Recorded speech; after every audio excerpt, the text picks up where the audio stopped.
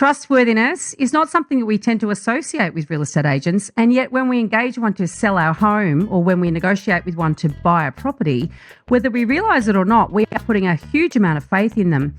This is an industry where trust is integral to getting deals done, and yet the ingredients that create trust, truth and transparency are so elusive. In this age of readily accessible information, are agents responding by getting better or worse at fulfilling the role of a trusted advisor? And as developments in technology and AI allow clever entrepreneurs to imagine other solutions, is there a chance that agents will ultimately be replaced by a more trustworthy digital solution? Welcome to The Elephant in the Room. This is the podcast where we love to talk about the big things in property that never usually get talked about. I'm Veronica Morgan, real estate agent, buyer's agent, co-host of Foxtel's Location Australia, and author of Auction Ready. And I'm Chris Bates, mortgage broker. Before we get started, I need to let you know that nothing we say on here can be taken as personal advice. We always recommend you engage the services of a professional. Don't forget that you can access the transcript for this episode on the website, as well as download our free full or forecaster report, Which Experts Can You Trust to Get It Right? theelephantintheroom.com.au. Today's guest is host of the Trusted Agent podcast, Sean Scoffield. Sean is also the National Sales Manager of RESO, a digital real estate sales platform, and a business consultant currently working in the real estate space. We're curious about what the term trusted agent actually means. Are there any signs of players in the property industry who are replacing a profit-led approach to business with a purpose-led one? Or could a lack of trust and trustworthiness eventually lead to a major disruption? So we are really thankful for you coming on today to talk to us, Sean. This should be a nice, meaty chat. It's my pleasure. Thanks for having me along, Veronica and Chris. I'm happy to be here. Thanks for coming, Sean. I guess we'll just start with the big one. I mean, do you think there's a bit of a trust issue in real estate? I mean, bigger than other industries, I guess? Or do you think it's like a systemic problem, I guess, that's hard to get rid of? It's an interesting one. I think when you look at sales component across any industry, there's going to be a fundamental distrust because you're going to someone to purchase something, whether it be a product or a service, and you're relying on that person to give you exactly what you need. But there is that other side where there's something in it for them.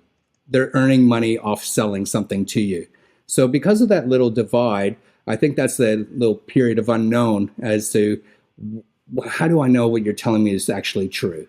And if this is actually right for me, or are you just trying to line your own pockets? So I don't think it's systemic only or only in real estate industry. I think it's actually a problem across many sales industries. But do you think it's more prolific in the real estate industry though? Do you think that decades of this building and it's the constant games where people have been on the buy side, then people have been on the sell side, and they're like, well, I actually don't even know if the agent was telling me the right thing when they were selling my property. And it's kind of like a journey, isn't it?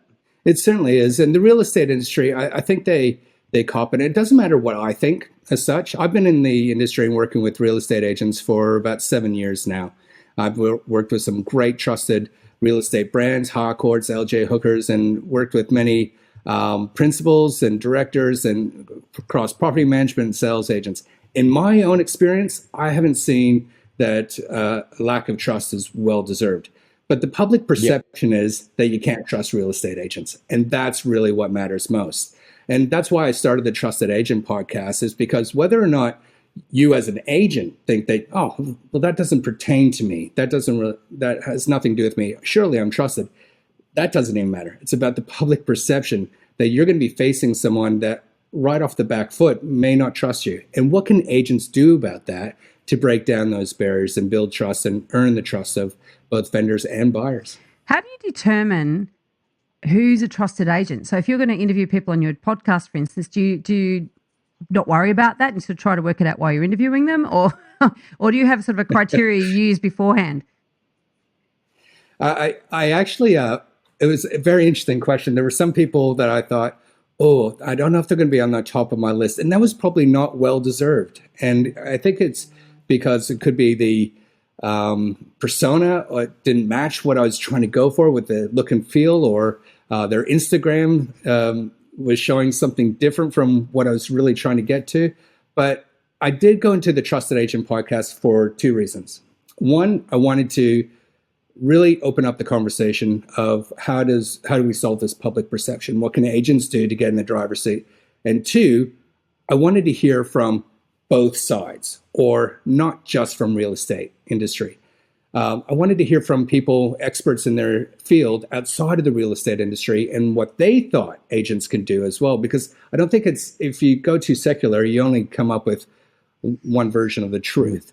But on the real estate side, I looked for people that had great reputations, people I'd known for 7 years and had been in the industry for decades as well, and had good reputations of leading teams, both internally and with their customers as well. So my list was very targeted for season 1 of the Trusted Agent podcast, and I got to meet some great people. So what were some of the main things you think that real estate agents have changed in their process, or their beliefs around how they, conduct themselves, or what are they doing that are elevating themselves in the consumer's eyes to be more trusted?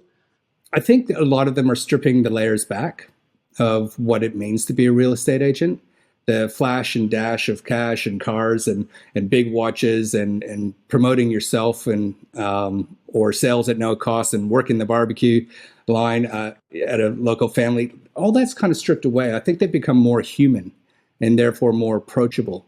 And what I see where a lot of agents and a lot of people in the real estate industry, not just agents, I see a big shift in creating value first, giving away insights and data, information that people are asking for first before asking for business. And I think that's been a big fundamental change. Whereas I think a lot of people led with a business card. Yeah. You got to work with me. I'll get you the best price, or I'll get you the best deal, or stick with me. It's about, well, hold on. I'm not sure if I'm the right fit for you yet. Let's get to know each other. But tell me what's important to you right now, and let's see if I can help you and deliver that to you. And by doing so, well, then you can decide if I'm the right fit for you. It's an interesting one. I think some agents do that very well and authentically, and I think some people still use it as a bit of a tactic. Well, the problem is, I guess, when they're so rehearsed, and that's really when it comes off as inauthentic, because and from I'm a salesperson, and I know that you've got to understand what you're saying, and you've got to say it succinctly, and you've got to have clear talking points, and you've got to have clear value proposition, all that sort of stuff. But I also know that a lot of sales agents, you just can't trust what they're saying, because it's heavily dialogued, and particularly in the offer process, which we'll get to a bit later.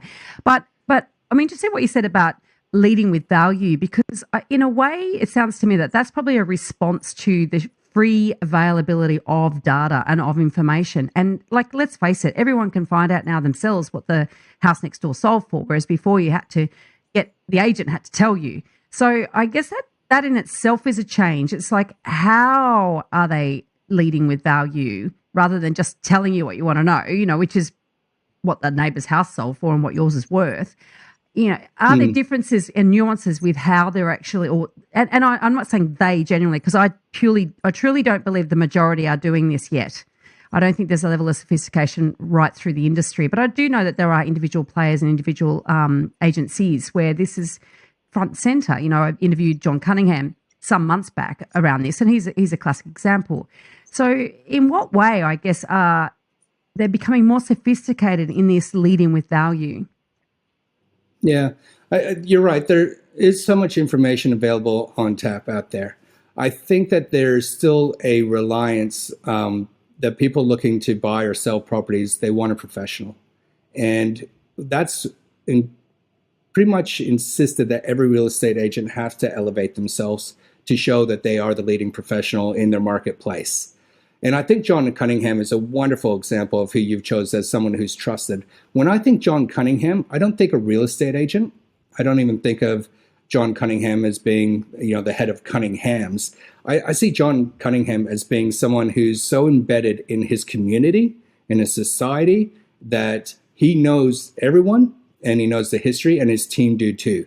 So it's not just about the data of how much a house sold and when, but what was the story and what was the reason behind that as well? So what are the contextual layers of storytelling that agents bring into creating the value as well beyond the data? And I think that's where technology's still got a long way to go. And I don't think technology will ever replace a real estate agent, certainly not in my lifetime. There's always going to be a place for real estate agents, but they have to understand the value is in the connection, the stories, and really hitting the emotional triggers of what the vendor or buyers are looking for and delivering to that. And that's a human-esque quality. Yeah, I mean, I've been dealing with a bunch of agents locally just recently with buying and selling, and should I sell or shouldn't sell, and do we rent this out, etc. And absolutely, I mean, they've all got the same value proposition. To be honest, they all want to be that sort of trusted advisor. But then when there's competition takes over between the agents, they all start to go back to their sales tactics, right? Because they want to get the listing, and then they want to get the sale, and they want you to buy their property, and then they want you to rent your property out through them, and then they want to discount their other person's listings because then it puts more attraction to their listings. And I think it takes a real professional to sort of stay above that and, to constantly remind themselves what's in the best interest of me or the customer, like what is the best advice here. Yeah, Matt might mean you're not going to sell your property for 5 years because you're going to rent it out. That's okay. I'm not going anywhere. I'll get your listing in 5 years' time. And I think that's where talking to some of the other agents in the area that are starting out, they haven't got that many listings, they haven't got the commission, they've got targets, they've got pressure on them to earn money. The sort of principals of the agencies are sort of doing okay, and they know that they've got the profits of the business. But there's that problem as well where I think the competition element is just so rife, right? Because it's like a lot of industries, you're competing across a whole nation, right? But in agency world, you're competing in a pocket in a suburb, and if you don't get the listing, your competition gets the listing, and then they get ahead of you, and then you've got to fight back. It's so rife. I was just blown away. It's very personal. Yeah, and it is. It's really individual as opposed to corporate, isn't it?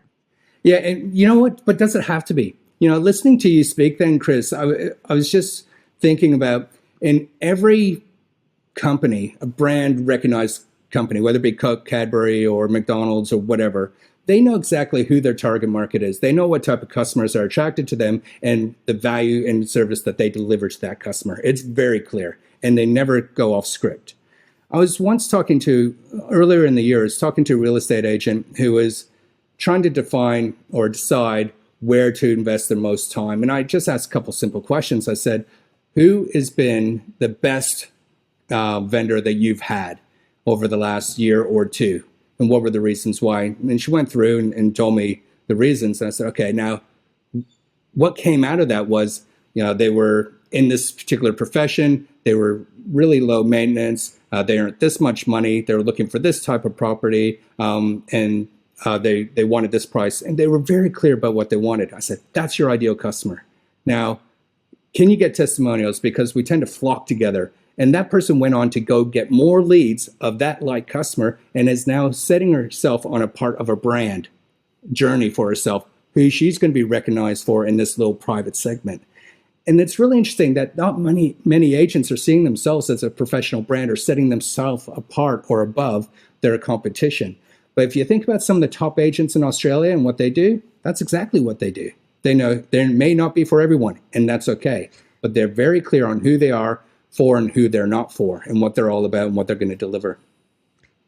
The thing is, though, I know the top list, and the ones in Sydney, I pretty much know them all, and I know the way they operate. They're not all trustworthy, I was talking to one agent, and this one didn't make the podcast. It might make it in season 2. I'm not sure yet.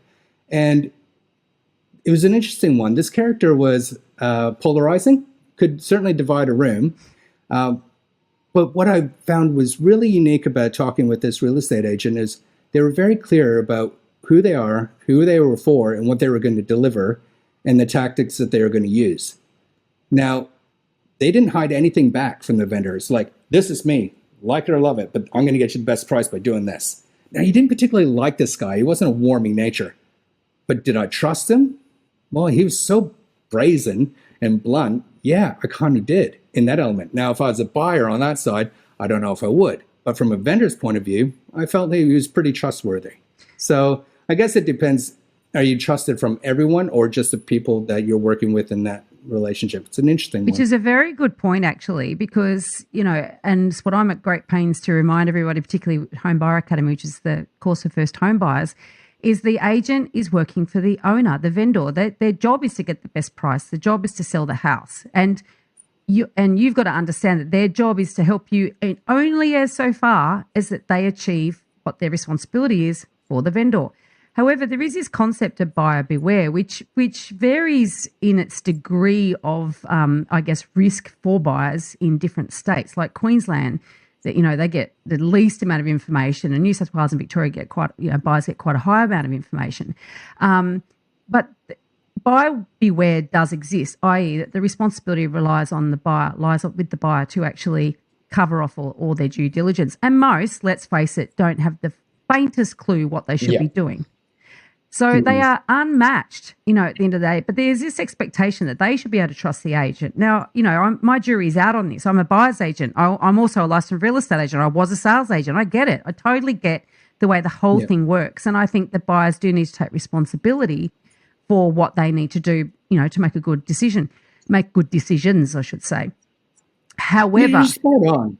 Oh, go on. Yeah. However, I also know, and I'm dealing with agents day in, day out, and I also know, which ones I can trust to do certain things. It doesn't make them trustworthy. It's just that I can trust their behaviour because it's consistent, Yes. And so there's so many aspects to this idea of trust. So behaving in a consistent way like that person you're referring to, and in fact, just the way you've described that person, I think I know exactly who that person is. Behaving in a certain way that is consistent, I don't know whether that fulfills the category of trustworthiness. You know what I mean? Because the problem is being totally trustworthy is actually not necessarily doing their job. I want to back up. I think it's wonderful that you're doing your courses for buyers. And I think that it's also wonderful you're a buyer's advisory as well. I did interview 2 other buyer advocates, and they say consistency was also the number one issue of why people don't trust real estate agents. So I think consistency. Are they saying that agents aren't consistent, and that's why they're not trusted, or because they are consistent? No, I think it's because they're not.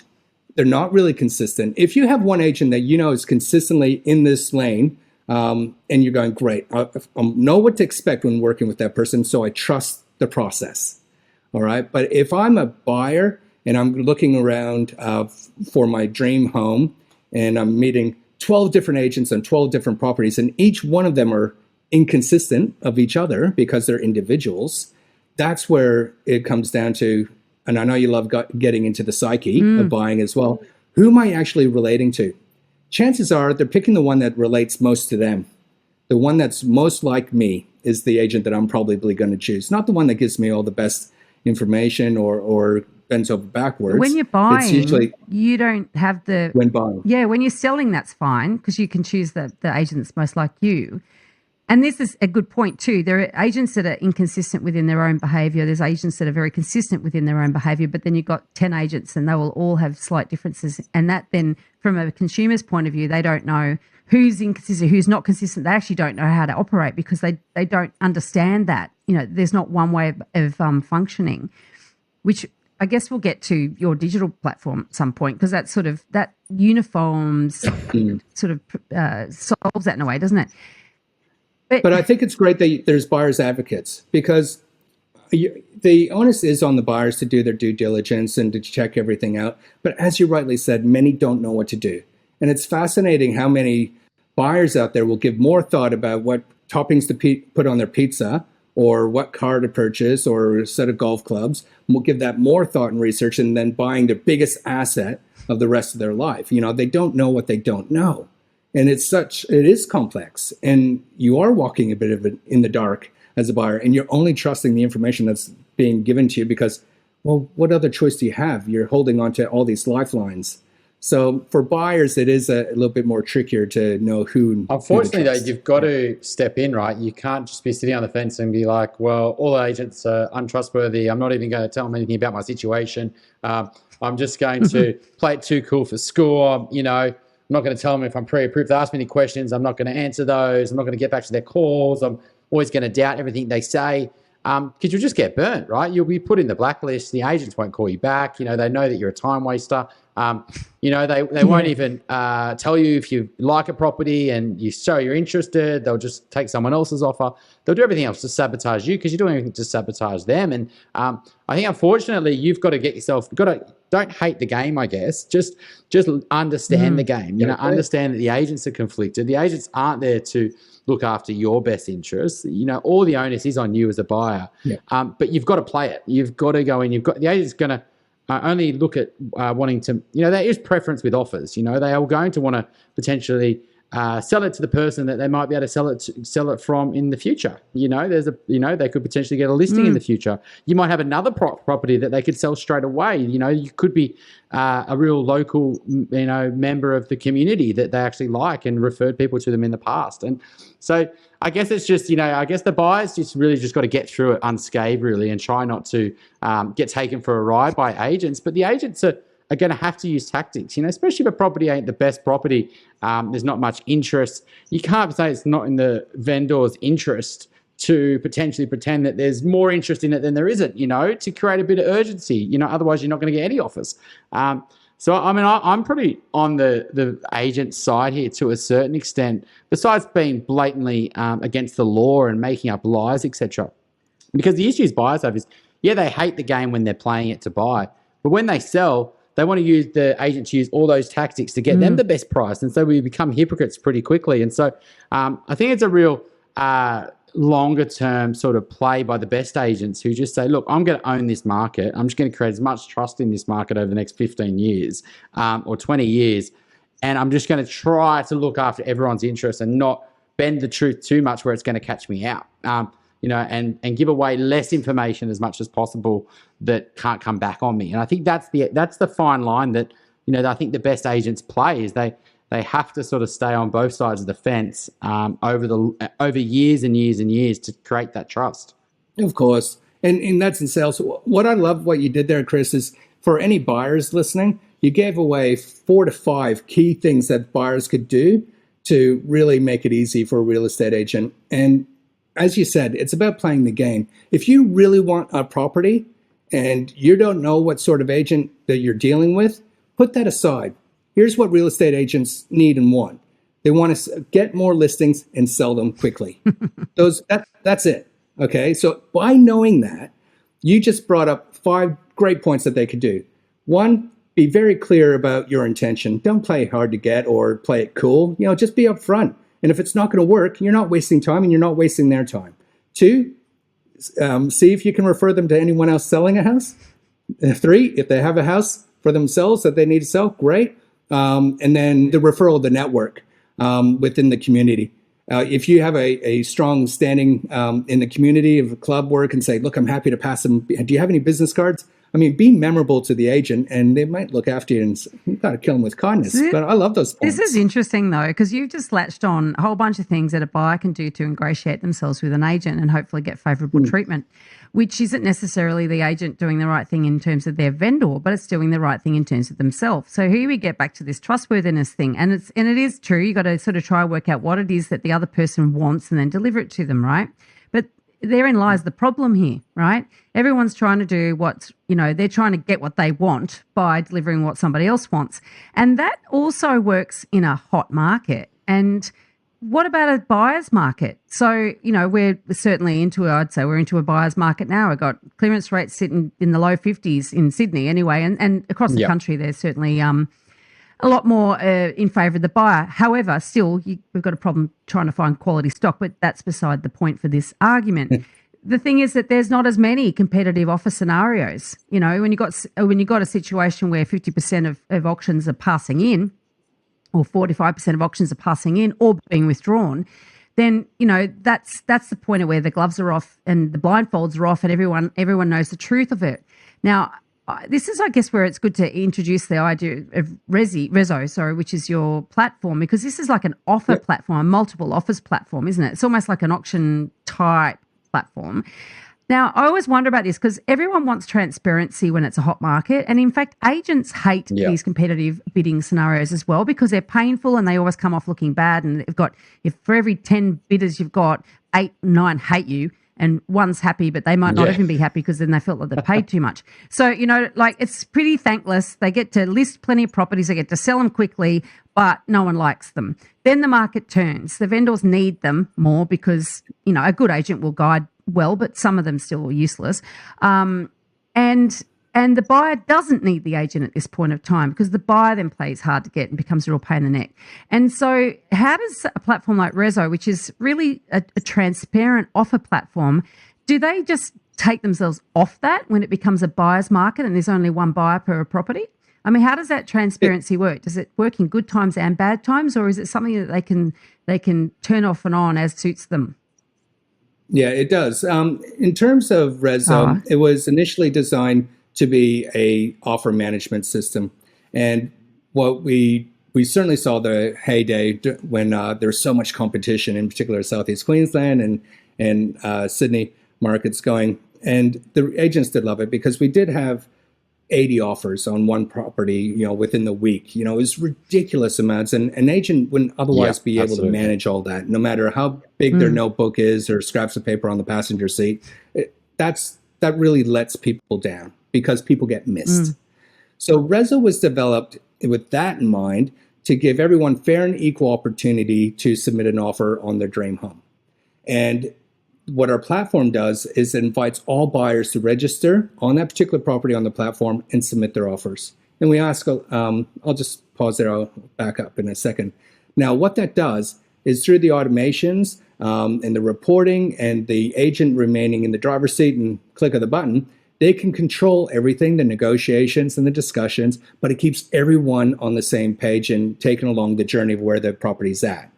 And that no one gets missed. And that right there was able to provide a great deal of trust. And through that transparency of knowing where their offer sits in relation to all other offers without disclosing price, still putting the real estate agent in the driver's seat. So it ranks them. So that's really... Are you saying it ranks them without divulging the price? It ranks them without disclosing price. Yeah, interesting. Now we saw that the markets traditionally in Australia have been a buyer's market over time. So what we needed to do was we needed to build out the functionality of the platform to provide greater value to the real estate agent. So we do have automated reporting. We do have a documents portal that people can access documents without having to bother the real estate agent. We do have a lot of processes that helps manage any and all interested parties. Even vendors as well. Now, so when we see the market changing conditions come down, the platform still has relevance because it still saves the agent time and effort, but still keeps them in the driver's seat. So the ranking feature, which is only one component of the RESO platform, may become a little bit less, especially only if you have one buyer. I've only had one agent ever do a ranking with one buyer. It was a mistake. He shouldn't have done it. But you only need two. If you have two interested parties, you can actually generate a lot of activity between those two. I had one agent that only had 3 buyers on a property. One was really kind of off the fence or playing hard to get and just not getting involved. And then it was a 2-week campaign. For the first 3 days, he started off at 800,000 and got it to about 840, 845 and said, I maxed them out, all interested buyers there. They're not going any higher. I said, okay, now let's run the ranking. He said, I've only really got 2 in this. I said, let's run the ranking. For the next 9 days, he ran the ranking feature and settled on 1,050,000. Now that's a 25% increase thereabouts that he otherwise thought he had maxed out. Now think about how happy the vendor is going to be at the effort that he did by pushing the button of RESO, but he had really gone far and beyond where he otherwise thought that he would max out. Now this gentleman is 25 years in the business. He's no dummy, or pushover. He legitimately thought he had capital. It comes down to social. So there is social proof, isn't it? And social in a proof, hot market, we get that because we go to an open home and we know it's busy, and then we agents it's very relaxed. It's like it's going to auction. You're not going to take any offers. You're like, come on, can you make? No, just not even playing any games, right? Goes to auction. There's 6 people bidding, right? There's all this social proof, but in down markets, you're not sure what's going on, right? Maybe the open home isn't very busy. Maybe the agent's telling you the offers, but you don't believe it because the open home wasn't busy. You haven't seen anything else selling. There's all the media hype that market's going to crash, etc. And we just want that social proof. So you could easily, a RESO platform could still work in a down market if you did have 3 buyers, right, in a down market, because you go, well, somebody else thinks this place is worth 1.5 million, right? Maybe I'm not crazy, and maybe I should buy, because I do like the property, and it's enough to create that urgency. Whereas, you think a lot of people, the agents at the moment, a lot of our buyers, just think the agents are trying to, should just sit on their hands, because the agent's saying they've got offers and then they still sell. So I don't know. I still think it can work, but you still have to have some type of competition. Otherwise, it just doesn't work, does it? If you like what you're hearing here, please share this episode with others you feel would benefit. And while you're at it, why not leave us an iTunes review? 5 stars, please. Every review helps make it easier for other people to find us and hear what our amazing guests have to say. We love hearing your questions, and we're planning more listener Q&A episodes. Please send your questions in. You can send them via the website, which is theelephantintheroom.com.au, or directly via email to questions@theelephantintheroom.com.au. This is fascinating, actually, because I'm sitting here listening to you explain that, Sean, and I'm thinking this is where transparency is actually not in the buyer's interest. Some buyers will get spooked and then second guess the agent and go, they're bluffing, blah, blah, blah, and they might pull out. Whereas if total transparency gets into that sort of eBay bidding type thing, whereas you can actually see and you got time and the clock starts ticking, and every time there's like those online auction platforms, every time the final bid's put in, the clock resets for 5 minutes. It gives you 5 more minutes to think about loss aversion and have all those behavioural biases kick in, and then you go, okay, one more. I know I bought art online like this. It's very compelling. So actually this is I'm starting to rethink my idea about transparency and the ranking, but there's a tip for buyers. If you're on one of these platforms and there's no ranking, you can bet your bottom dollar you're probably the only buyer. There's a clue. Yeah. Yeah, that's a good one. First of all, I like that. And I was concerned about how buyers would react, to the ranking feature. Total transparency. I was concerned that some buyers would go, this is ridiculous. I'm 7th. I'm out. I'm capped. I'm not going any further. I'm putting my foot down. You're not going to do that to me. And you know what? That's okay. We're talking about fair and equal opportunity here for you. And if this property is beyond your means or what you're willing to spend, well, aren't you glad that you actually know? That's where I was hoping for. We do an NPS, Net Promoter Score, in RESO as well. And we ask buyers their comments, how did they like the platform? And the feedback has been very good. Love the transparency. Love being kept up to date. At least I know. When we got negative feedbacks, it was usually something that the agent had not done, or didn't keep them in the loop, or didn't use the functionality of RESO to its full extent. So it comes back to the human elements, not the technology. So I think people do want the transparency there. Even and Chris, getting back to your point before, and I love that sound bite before, I want to record that and just put it everywhere of why we should be using it in the downturn market. But I think a platform like us is absolutely essential in a downturn market, because if you have 2 people, that's where you need to be as an agent, maximizing every buyer's top offer. And this is a platform. Yeah, for our listeners out there, we're seeing some pretty good results for buyers in the last few weeks. Even today, a client's living in the property. And, the owner was told that he has to get out for the lease. They're going to sell the property. The owner's obviously very scared. It's a pretty good asset. It's a house on a good street. There's nothing really fundamental. It needs a bit of work, but, so it probably would struggle a little bit on the market just because of the amount of work that it needs, but it's a great piece of land. And just the fear in the vendor, right? The fear in the vendor that by the time they get it to market, by the time they do these renos to get it up to speed, it's going to potentially be next year. They think it's worth closer to 2 mil, and their budget's only, a bit lower than that, quite a bit. And it's just having a crack. And, the vendor is very nervous at the moment, and they just like, well, I don't really want to take that risk. Borrowing capacities are falling. I don't want to take advantage of the offer. It's not worth the risk. Let's just take the offer. And we're noticing that a lot in the last couple of months. It's the perfect buying conditions, to be honest. It's, you've got nervous other buyers. Buyers are sitting on their hands. They're non-committal. And you've got vendors willing to take solid offers. They don't have to be the, outstanding offers. They just need to be solid offers. And so I think it's a really good time. Platforms like RESO could definitely help there, just by helping that process be really efficient, right? And not that games of the emails and the calls. And I think that transparency even allows buyers just to be very clear. Yeah. I think the buyers, it's certainly going to be in their favor over the next 12 to 18 months. So many people have overextended themselves over the last couple of years, and as we see interest rates rise, it's going to put some pressure on some people. I wonder if there's some people in renting at the moment that may be able to purchase the property that they're in, that they're living in, and pay less on the repayments than what they're paying for rent. It's going to be really interesting to see what happens over the next 12 to 18 months for sure.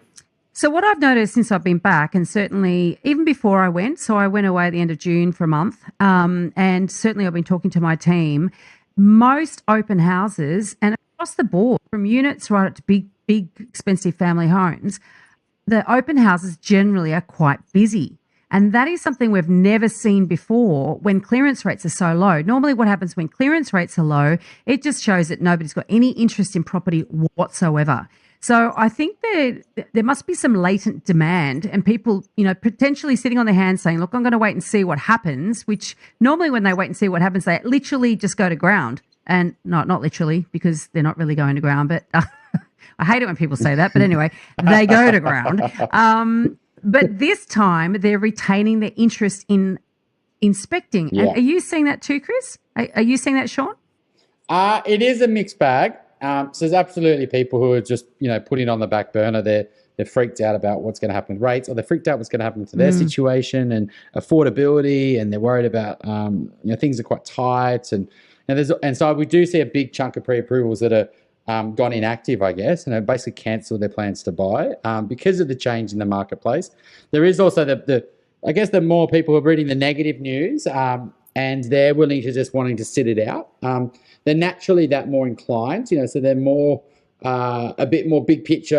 They're reading about the negative global story about inflation and maybe getting a bit analysis paralysis. They've had that problem in the past. So they're sitting it out, definitely. They want to see what happens, over the next year.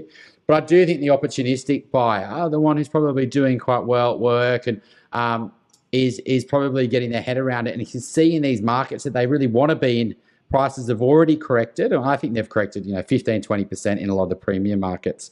At certain levels, not the top stuff, but, some of the more compromised properties. And they're like, well, now's actually a good time. They're actually saying, well, be fearful when other people are greedy and greedy when other people are fearful. And I think they're starting to enter the market. And they're out in open homes, but they're just being really patient and picky because they're all saying to us, like, what would be repayments if they're at 5 or 6%? That was up from about 4% at the start of the year. People were thinking, I need to factor in if rates go to 4 to 4.5%. Now they're saying, well, I need to factor in case they go to 5 to 6%. And that's what they're thinking about when they're looking at their budget. They're looking, I'm not going to pay that price for that property unless I can afford it under 5 or 6% rates. Hence why you're seeing discounting. And then people are also reducing their budgets because of those repayments. And so someone who would have spent 2.5 now wants to spend 2 because repayments are going up. And so not only are they wanting to spend less because prices are less, they're spending less because they're worried about repayments running on them. We had even a client this morning, wanting to downsize because they're worried about rates going up, and we sort of talked to another solution there for him. But it's definitely, I think it's already starting to shift. I'm not going to call it yet too early on the podcast, but I think peak fear can't be far away because I think peak fear is when rates are rising really fast. So I think we've got another 2 to 3 months of rates rapidly increasing. And then there's going to be a point where they have to stop. And that's when confidence will start to return slowly, right? But while rates are rising fast, that's when fear is going to increase. And so, that's what we're sort of seeing over the last month or two. So if you put them together, the interest in property is still there. The capabilities or the hesitancy is quite real. On the Central Coast here, we've had properties in the last 2 years go up 50, 60, 100%, 200%. We've had the property market, management market of rentals going up, increases in the last 5 quarters. So I think what we're seeing is a mix of people on the coast going, do I stay home with mom and dad? Do I get on the market? I've got close to my deposit. Can I afford it? But we've got some benefits going to come our way. Or then we also have people from the Sydney that were flooding the coast going, well, is it still a good buy? Because now the prices are matched to Sydney. So I think right now everyone's just kind of holding. But the interest, I believe, is still real. And getting back to the sort of the theme of this episode, which is around trustworthiness and agents. When the market changes and shifts like this, then you really start to see the ones that are confident and competent in changing market conditions versus a lot of the newbies out there that are in my pocket. We're seeing a lot of the younger, less experienced, and I say younger in terms of years of experience in real estate, and a lot of them are getting these off-market listings that are ridiculously overpriced, and they're never going to sell it, or they're talking fear into the marketplace to say, "Oh, you got to sell now because price is going to fall 50%." They don't know. They haven't been around. They don't actually have no idea what's going to happen, but they're just fearful because they've never had it hard. They've only started in recent years. They've only ever found it easy to sell property. And I remember when I was, beginning as a sales agent, I started in the middle of a boom. I know that first Christmas when things slowed down heading into December that, oh my God, what do I do? What do I do? This panic because it's been easy. So I get that. But also one thing I've noticed with some agents who have been around a long time might even be perceived as being trustworthy. But that sort of old thing, you can have 20 years experience, you can have 1 year's experience 20 times. You keep doing the same thing over and over and over. You don't actually develop, you don't actually expand your knowledge or your repertoire. And I am seeing some of that. Some agents that have been around a long time are quite shocked. They don't seem to be managing this transitional market, in any really respect. I'm not respecting the way they're doing it, put it that way. And you just think they're also very big on the fear. You got to list now. They're very much in the now. They're not thinking long term. They're not thinking of actually giving good advice. So, I mean, back to your exposure and your the types of agents that you're talking to and you've been talking to. Do you see that changing, or do you just see that as endemic of the type of industry that it is? I don't think it's broad. I don't think it's across the industry. I think there are individuals within the industry. I think that agents might be taking that approach because they're getting pressure from the vendors as well. Putting pressure on buyers, or they got pressures themselves and they're fearful and they are human. So there might be some elements, but the agents I feel that are most trusted in an environment like this are probably the ones that are most calm. And they're the ones that, I'll go back to the 5 things that I noticed out of interviewing all the, top respected and trusted agents, I believe, in the industry and I'm going to throw 5 in there because you gave me the 5th one, consistency. They're consistent in their advice. They're consistent in their approach. They're authentic. They're true to themselves. They do what they say they're going to do when they say they're going to do it. And they really form a strong connection. Now, connection for me is key. And when we saw it through the COVID pandemic, the couple times, some agents that was their best years because they actually picked up the phone and they stayed connected with everyone and they pushed on through. Whereas some agents said the sky was falling and going to drastic measures. Some were going, no, I've got this. I'm just making more calls. What's interesting, though, is after the pandemic and everything kind of settled, people went back to their old ways, except for some agents. They kept up the good behaviors that, really excelled them along. So I think if you're a vendor and you're looking to choose an agent, don't fall into the hype of media or even what you're hearing from agents.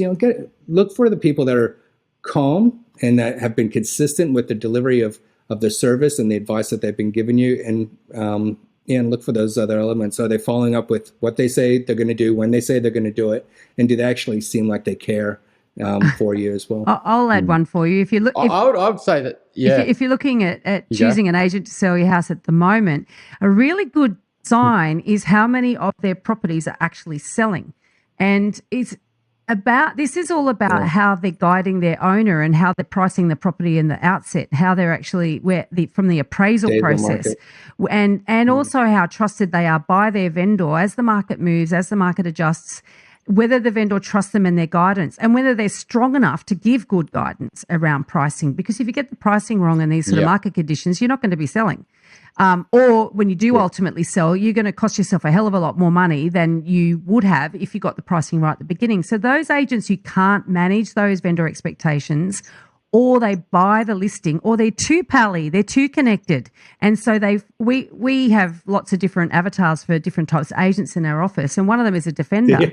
and they defend that property. It's definitely worth that money. And they and the vendor often link arms, and they're both defending it together against what? The market. Well, I'm sorry. And when the market's like this, the market will tell you what it's worth, not you two, And so we are seeing some agents where they're chalking up quite a lot of properties that are taken off the market, and versus others that aren't. And, you could argue the others that aren't are more snaky. They're better at crunching people. But I do believe that guidance and that trustworthiness at the outset, getting the pricing right, is absolutely critical to success in tight market conditions. Yeah. I think, it might sound a bit of a plug here at the moment, but I would say if you're a top agent right now, what you want to be doing is providing great education and information to them right now, and in particular around mortgages and debt and what you can do, right? Like if you're the one, this is what I've been working with a few agents locally here, and he's quite trusted in the community. He's been an agent for a long time, and he'll say, look, Chris, can you chat to this client?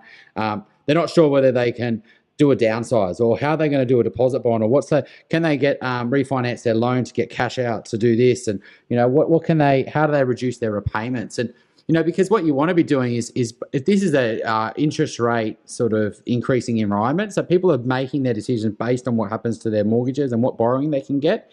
And so, if you really are there guiding them and saying, oh, look, maybe you should do an upgrade, because it's a great upgrader market, to be honest, but people don't know how to do that from a finance point of view. So maybe you should speak to your broker, etc. So I would say that the key agents right now are working with their brokers and saying to them, look, I know you're thinking about selling in a couple of years. Are you sure you can get finance? Just really prodding them on their finance, because I think that's where people's biggest fear is right now, is how's that all going to work? How's that going to play out? How's my borrowing capacity going to change? Can I afford the repayments? Are they high? What are the repayments?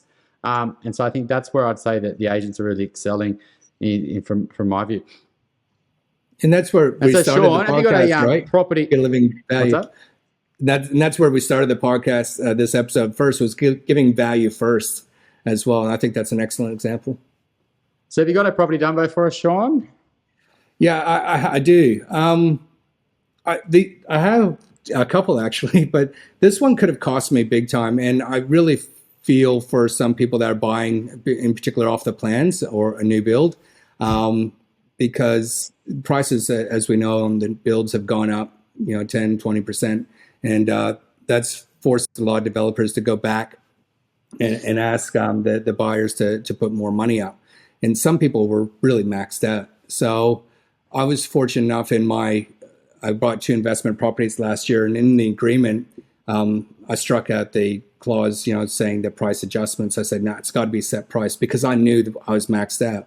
But I'll move the sunset period back by 12 months. So if prices of materials do go up, you can take your time and just take longer to build. But I'd rather wait than pay any more up front. And that's exactly what happened. So our developers have gone, you know what, we're going to work somewhere else. We've already got the tools on that, and we'll come back and finish this job in the additional year. So that saved me loads, like $50,000, $60,000 right there. So I'm glad I did that. I guess the advice would be is just always protect against the downside as well. So the property Dumbo is what is that the you did win a Dumbo because you got these clauses that you want.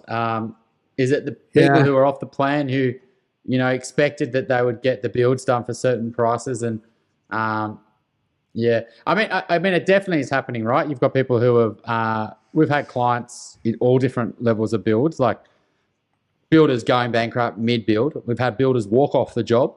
It's not profitable. We've had clients who have bought off the plan and house and land packages that have come to us after they've purchased, and the sunset clauses run out, and they've delayed releasing the land for years, and they've got this deposit tied up. What else have we had? We've had people doing builds. Even one this week that they originally were told 700-ish, 750 maybe, and it's $1 million. It's like, and then they're saying, oh, you've got to pay for that. You've got to buy all the taps and all that sort of stuff because they're trying to save money. So it's a real issue, right? I mean, would you be open to exploring the challenges of what you actually purchased off the plan and if they're great investments or not, or is that something you'd not want to go down? No, I believe these two are, but I do have a Dumbo. It was a commercial lease, where I opened up a salon, and it was our first business, a hair salon, with my wife and I, and we didn't look at all the clauses clearly, and that's probably why I've gotten really particular about clauses and contracts against protecting us against that downside. When COVID hit, we were 12 months in a new business, just starting to find our feet. After when we opened the doors, we found out we were pregnant.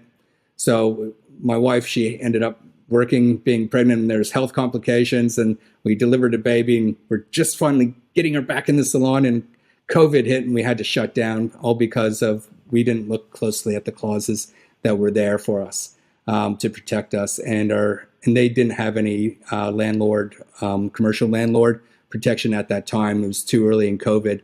We didn't have enough to carry us through. So we actually had to shut. But we relocated, and you can make damn right that I put a COVID clause in there that if we had to shut down, that we would rent would halt. And nobody thought COVID-2 would hit again, and it did, and we were protected. So we got another 3-4 months where we didn't have to pay anything. Otherwise, that would have broke us forever. So, but that's definitely COVID-1.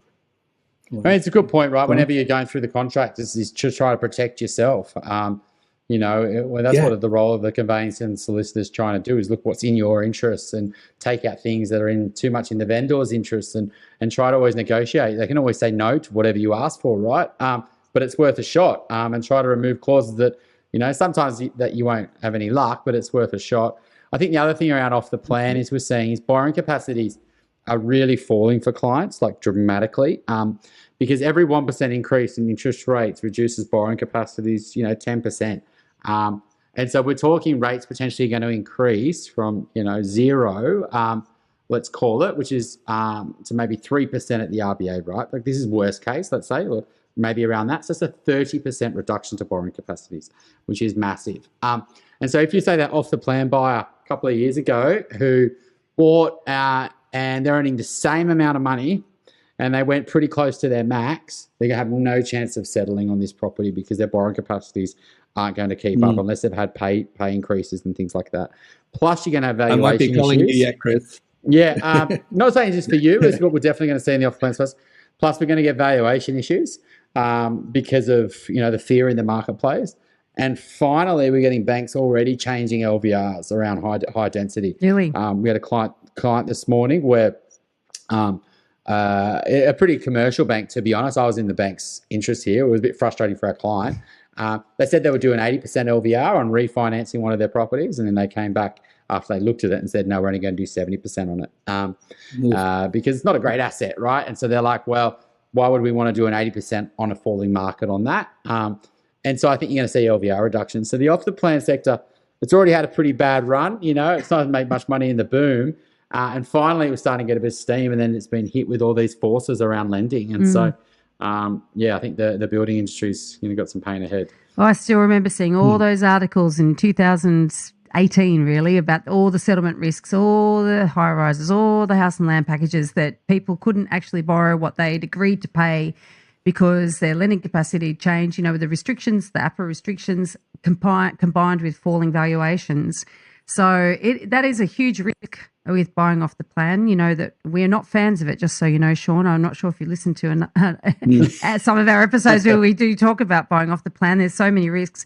But in fact, Megan and I on Your First Home Buyer Guide podcast, we did an episode, we're talking about sunset clauses, because I think you're in Queensland, aren't you? No, I'm Central Coast, New South Wales. Sorry. I thought you said, yes, of course. But in Queensland, there was a young first home buyers who appears to have actually signed a contract on a brand new property, off the plan before COVID, I think, or in 2020 perhaps, and they shortened the sunset clause. For whatever reason, it doesn't appear that they got legal advice on this. There's no mention in this article, but they shortened the sunset clause. Their argument was, it should be finished by then.